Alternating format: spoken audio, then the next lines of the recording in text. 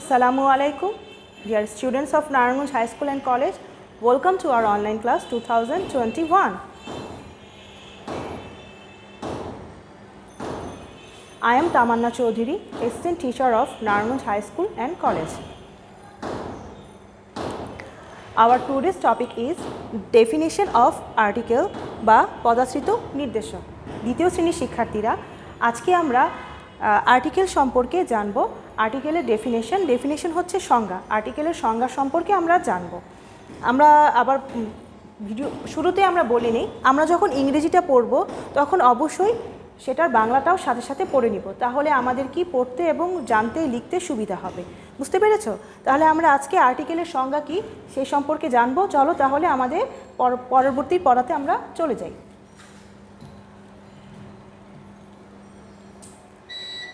দেখো এখানে কি বলা হয়েছে, আর্টিকেল যে ওয়ার্ড দ্বারা নাউনকে নির্দিষ্ট। এখানে কি বলা হয়েছে, নাউনকে নির্দিষ্ট। আমরা আর্টিকেলের সংজ্ঞা শুরু করার আগে জেনে নেই নাউন কি। আমরা সবাই আগের ক্লাসে বা কোনো না কোনো ক্লাসে আমরা জেনেছি নাউন হচ্ছে নাম। তোমাদের সুবিধার জন্য আমি সংক্ষিপ্তভাবে বলে দিচ্ছি, নাউন সেটা ব্যক্তির নাম হতে পারে, বস্তুর নাম হতে পারে এবং কোনো জায়গার নামও হতে পারে। যে কোনো নামকে আমরা কি বলবো, নাউন বলে থাকি। এখন দেখো, আর্টিকেল যে ওয়ার্ড দ্বারা নাউনকে নির্দিষ্ট বা অনির্দিষ্ট করে বোঝানো হয় তাকে আর্টিকেল বলে। আর্টিকেলের বাংলা হচ্ছে পদাশ্রিত নির্দেশক। আমরা যে নাউনটা দেখলাম সেই নাউনটাকে নির্দিষ্ট এবং অনির্দিষ্টভাবে যে জিনিসটাই বোঝাবে সেটাকে আমরা কি বলে থাকবো, আর্টিকেল বা পদাশ্রিত নির্দেশক।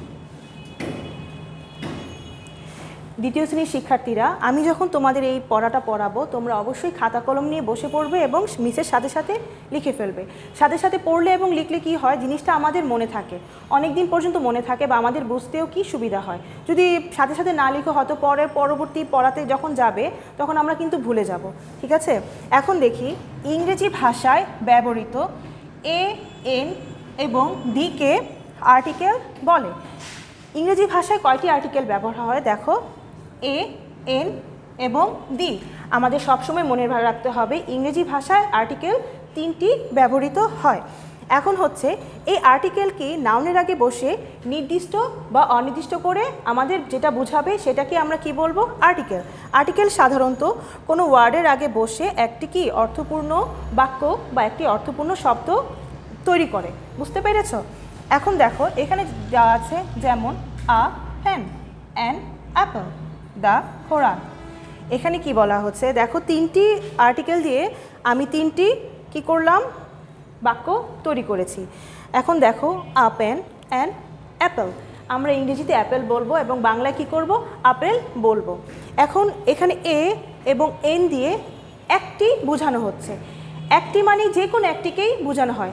এখন একটি কলম, একটি বই বা আবুক, আমরা এভাবে কি পড়েছি না, এইভাবে পড়েছি, যে কোনো বইকেই বোঝানো হচ্ছে। কিন্তু দ্য কোরআনকে আমরা নির্দিষ্টভাবে কি করছি, বোঝাচ্ছি।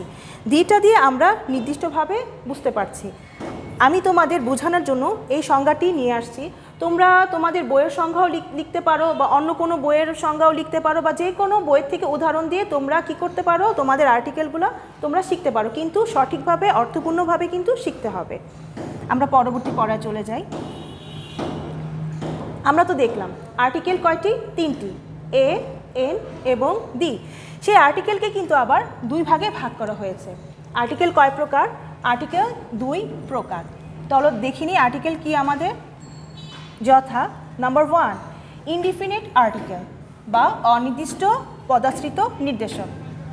তোমাদের সুবিধার জন্য কিন্তু আমি ইংরেজির সাথে সাথে বাংলাটাও লিখিয়ে এনেছি, যাতে তোমরা বুঝতে পারো, লিখতে পারো, লিখতে গেলেও যাতে তোমাদের সুবিধা হয়। এখন দেখো ইনডিফিনিট আর্টিকেলের মধ্যে কোন কোন আর্টিকেলটা আমাদের আছে।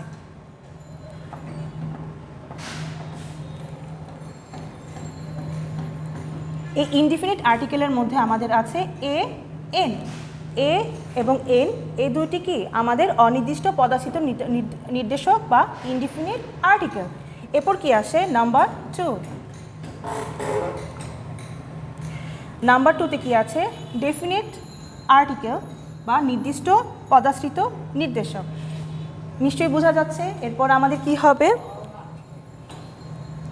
দি। এই দিটা হচ্ছে আমাদের নির্দিষ্ট পদার্থিত নির্দেশক বা ডেফিনেট আর্টিকেল। আমরা বুঝতে পেরেছি আর্টিকেল কিন্তু তিনটি, সেই তিনটি আর্টিকেলের মধ্যে আর্টিকেল আবার দুই প্রকার, যথা নাম্বার 1 ইনডিফিনিট আর্টিকেল, অনির্দিষ্ট পদাশ্রিত নির্দেশক। এ এবং এন হবে আমাদের কি অনির্দিষ্ট পদাশ্রিত নির্দেশক বা ইনডিফিনিট আর্টিকেল। এবং নাম্বার 2 ডেফিনিট আর্টিকেল, নির্দিষ্ট পদাশ্রিত নির্দেশক হবে দি। আমরা দি দিয়ে যেই ওয়ার্ডই করব না কেন, যেই নাউনটার আগে আমরা দি বসাবো সেটাকে আমাদের নির্দিষ্ট করে বুঝাবে। আমরা পরের স্লাইডে চলে যাই, তাহলে আমাদের পড়াটা আরও ক্লিয়ার হয়ে যাবে।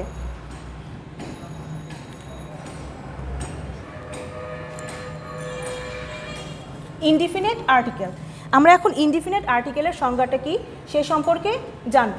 দেখো, যে আর্টিকেল দ্বারা কোনো ব্যক্তি, প্রাণী বা বস্তুকে অনির্দিষ্টভাবে বোঝায় তাকে ইনডিফিনিট আর্টিকেল বলে। এ এনকে ইনডিফিনিট আর্টিকেল বলে। জিনিসটা কি ক্লিয়ার হচ্ছে? আমার মনে হচ্ছে কিছুটা তোমরা বুঝতে পেরেছ। যে আর্টিকেল কি ব্যক্তি, প্রাণী বা বস্তুকে অনির্দিষ্টভাবে বোঝাবে। আমি আরও ক্লিয়ারভাবে তোমাদের বলে দিই। আমি যেমন দেখো এখানে দুইটি উদাহরণ নিয়ে আসছি, যেমন আ লায়ন অ্যান্ড অরেঞ্জ। এখানে তোমরা যে কোনো উদাহরণ দিতে পারো। আগের স্লাইডে কিন্তু ছিল আ পেন, তোমরা এই জায়গায় আ বুক, আ পেন্সিল বা আ ল্যাপটপ, যে কোনো জিনিসই কি তোমরা নিয়ে আসতে পারো। যেমন আমি একটি কলম, একটি বই যদি আমি বলে থাকি, আমি একটি জিনিসকে কিন্তু বুঝাচ্ছি, নির্দিষ্ট ওই কলমকে, ওই পেন্সিলকে বা ওই বইকে কিন্তু আমি বুঝাচ্ছি না। আমার কথাটা কি তোমার ক্লিয়ার হয়েছে? নিশ্চয়ই তোমরা ক্লিয়ারলি বুঝতে পারছো। অ্যান্ড অরেঞ্জ, একটি কমলা লেবু, সেই কমলা লেবুর বেলাও কিন্তু ঠিক একই রুলস। কমলা, এখানে একটি কমলা লেবু বোঝানো হচ্ছে, কিন্তু কোন কমলা লেবুকে বোঝানো হচ্ছে সেটা কিন্তু নির্দিষ্টভাবে বোঝানো হয়নি। তাই এটা কি আমাদের অনির্দিষ্ট কি পদাশ্রিত নির্দেশক বা ইনডিফিনিট আর্টিকেল। তারপর আমরা নাম্বার 2তে চলে যাই। Number 2 definite article. Definite article, definite আর্টিকেলের সংজ্ঞাটা কি নিশ্চয়ই বুঝতে পারছো তোমরা। যে আর্টিকেল দ্বারা কোনো ব্যক্তি, প্রাণী বা বস্তুকে নির্দিষ্ট করে বোঝায় তাকে ডেফিনিট আর্টিকেল বলে। ডেফিনিট আর্টিকেলটা হচ্ছে নির্দিষ্ট পদাশ্রিত নির্দেশক। আমি আগের বারও কিন্তু বলেছি, দিকে দিয়ে কি শুধু যেটা নির্দিষ্ট করে আমরা বোঝাবো সেটাই কি, সেটার আগে আমরা দি বসাবো। আমি সংজ্ঞাটা আবার বলে দিচ্ছি।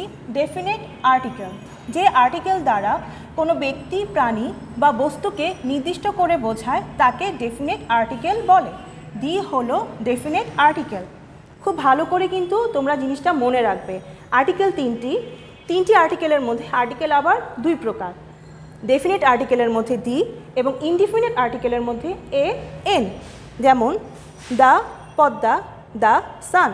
তোমরা দ্য মুন দিতে পারো, দ্য আর্থ দিতে পারো, বা যে কোনো উদাহরণ তোমরা দিতে পারো। লুক অ্যাট দ্য পিকচার, বড় উদাহরণ, ছোট উদাহরণ, যে কোনো উদাহরণ দিয়ে তোমরা যেই উদাহরণগুলো দিয়ে তোমরা বুঝবে বা যেটা তোমাদের কাছে সহজ মনে হবে তোমরা ঠিক সেই উদাহরণগুলোই পড়বে, কিন্তু উদাহরণটা অবশ্যই অর্থপূর্ণ হতে হবে এবং সঠিকভাবে হতে হবে।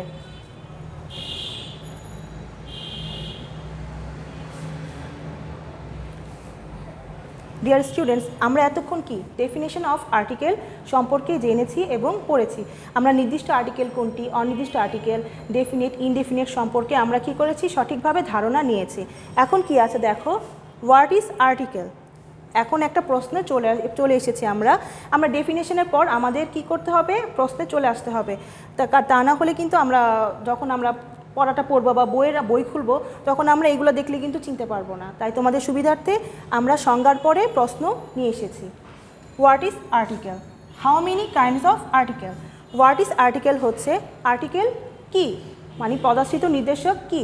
আমরা আর্টিকেলের সংজ্ঞাটা পড়েছি না, আর্টিকেলের সংজ্ঞাটা লিখে দিবে। How many kinds of article মানে আর্টিকেল কয় প্রকার। আমরা জেনেছি আর্টিকেল দুই প্রকার দিয়ে যথা দিয়ে ইনডিফিনিট আর্টিকেল এবং ডেফিনিট আর্টিকেল লিখে দিবে। গিভ এক্সাম্পল, আমরা কি প্রত্যেকটা সংজ্ঞার সাথে সাথে কি উদাহরণ দিয়েছি না। এক্সাম্পল হচ্ছে উদাহরণ, আমরা প্রত্যেকটা আর্টিকেলের সাথে সাথে কি উদাহরণ দিয়ে বুঝিয়ে দিব, সেটাই হচ্ছে আমাদের আর্টিকেলের এক্সাম্পল। ডিয়ার স্টুডেন্টস, এখন কি বিদায়ের পালা, তাই না? এখন নিশ্চয়ই মিস আজকে আর্টিকেল সম্পর্কে, আর্টিকেল ডেফিনিশন সম্পর্কে তোমাদের খুব ভালোভাবে বুঝিয়ে দিয়েছে। আশা করি বাসায় তোমরা সবাই ভালোভাবে প্র্যাকটিস করবে। যদি কোনো সমস্যা হয় পড়া নিয়ে, ভিডিওটি আবার দেখবে। মিস কোনটাকে নির্দিষ্ট আর্টিকেল, কোনটাকে ডেফিনেট আর্টিকেল, কোনটাকে ইনডেফিনেট আর্টিকেল বলছে সেটা বারবার ভালো করে পড়বে। যখন পড়বে অবশ্যই বইটা সামনে রেখে পড়বে, তাহলে তোমাদের কি আরও বুঝতে সুবিধা হবে। আজকে বিদায় নিচ্ছি, নতুন কোনো পড়া নিয়ে মিস তোমাদের সামনে আবার আসবো। Good bye.